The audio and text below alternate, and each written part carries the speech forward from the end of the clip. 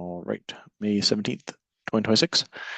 I'm going over a new deck today. This is one I'm working on trying to tell the story a little bit better to find some other folks out there who have been in the industry for a while, understand how to actually make blockchains, like code them to come help and build this. And so I'll be putting out a couple other videos here in the next couple weeks about different users and stakeholders and people within this ecosystem that I need to find more of. But today is about the crypto native, someone who knows how to code and talking through how you found the right problem, but you found the wrong answer.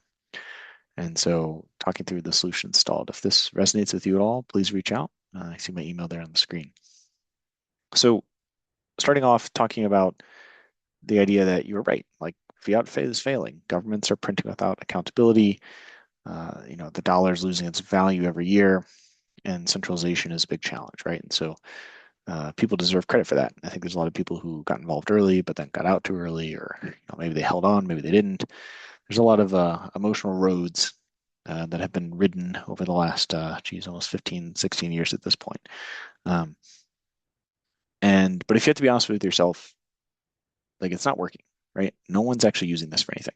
Like there's very few coins other than Bitcoin, maybe Ethereum, and stable coins that people are actually using to buy stuff. And I would argue that really isn't there because everyone's holding them, hoping the value goes up relative to the dollar. And so I would say there are two paradoxes that we've run into as an ecosystem that are failing and preventing us from being successful.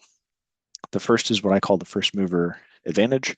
And this is the idea that if someone gets into a business before someone else, they're more likely to be successful, right? Facebook wasn't necessarily the first, but they were one of the first social media sites, and Google tried to jump in later, if you remember theirs, and it just shut down eventually because it wasn't there, right?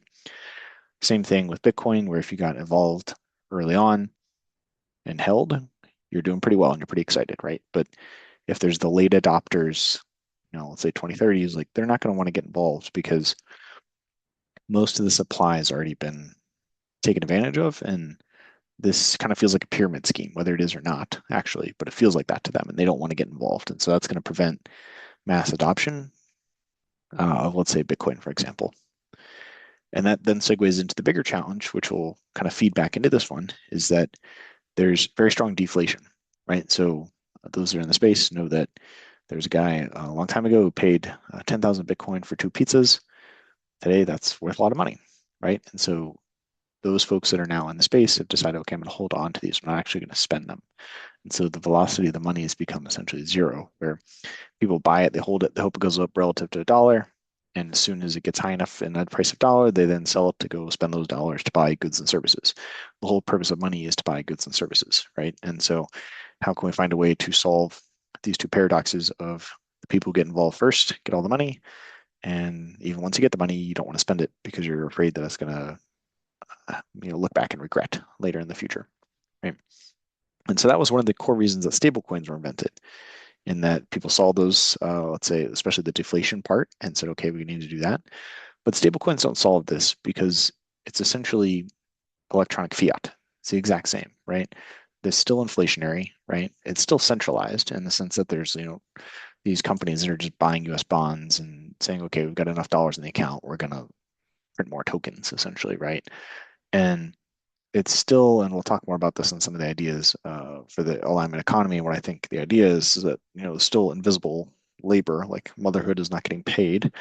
And the reason this is going to be important, though, is that it's rewiring. It's new plumbing, right? And so the banking system, Wall Street, finance, they're going to jump all over stable coins, right? But the challenge is that it's still attached to the dollar. It's still inflationary. It's still centralized. So again, hitting home, the folks that have been in the space here for a while, you've diagnosed the disease correctly, but the prescription we're providing is the wrong drug. It's not curing the disease. The other way I like to look at this is kind of thinking about like new technologies and how they get adopted. And it's a bit like moving from a brand new world, or sorry, an old world to a brand new world, right? And so think about horses, right? Pre 1886, a horse was like the best way to get from point A to point B. And let's say around 1886, the first couple cars were invented. And when they first were invented, they were loud, they're noisy, they broke down. Your grandma and aunt looked at you and said, I'm not getting in that thing, right? I'm gonna ride my horse. And it it was the people that were in the ecosystem, the people actually building the cars, right? They were a bit out there. They're like the modern day blockchain people. They're not necessarily the most mainstream people, but they're building something that's actually very useful and very powerful. And at some point, the Model T came about, and they've perfected it enough. They put on headlights, they gave it a horn. Seat belts weren't invented yet, but they got some stuff. Roads started changing, right? You needed paved roads. Things started changing around the infrastructures. Things started changing how they built it. There were certain design standards that came, more and more common, and it became much more reliable. And now today, like, people ride horses for fun, but if you're going from point A to point B, you take a car because the technology is superior, right? But that took 10, 20, 30 years, decades of time to get out of this messy phase into something that's actually useful. And even beyond the Model T, we've improved, pretty significantly, and we continue to do that. So I'd argue the same thing's happening with money.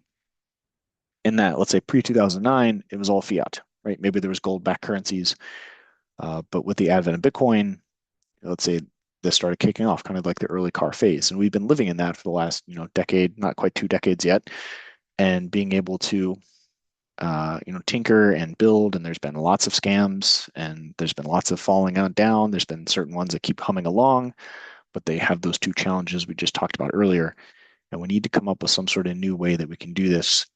And I personally believe that that is what I've been building called the alignment economy.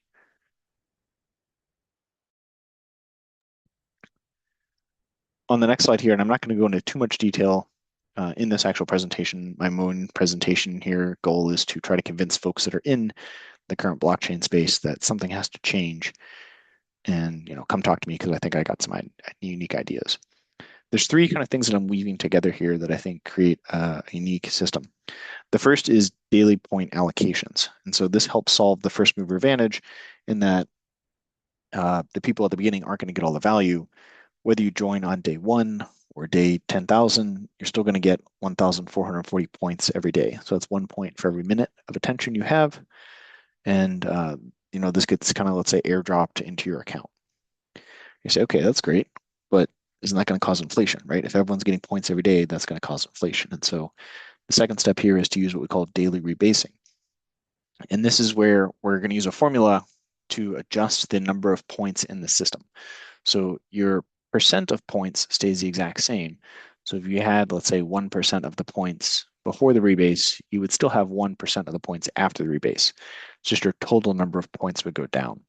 And again, I've got some mathematical formulas I can show to those that are interested of how this actually works. But by running this every day, it basically prevents inflation and also prevents deflation. It keeps a relatively, stable purchasing power throughout this, right? So I say, okay, well, let's assume I agree this is a good idea. Why don't I just spin up a bunch of bots and get your points and use those points to buy stuff?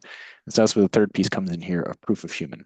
So instead of using miners like to use computational power to, let's say, mine Bitcoin or stake Ethereum or something like that, we would have our miners focus on proof of human. And so this would be where each account would have a rating of 0 to 100%.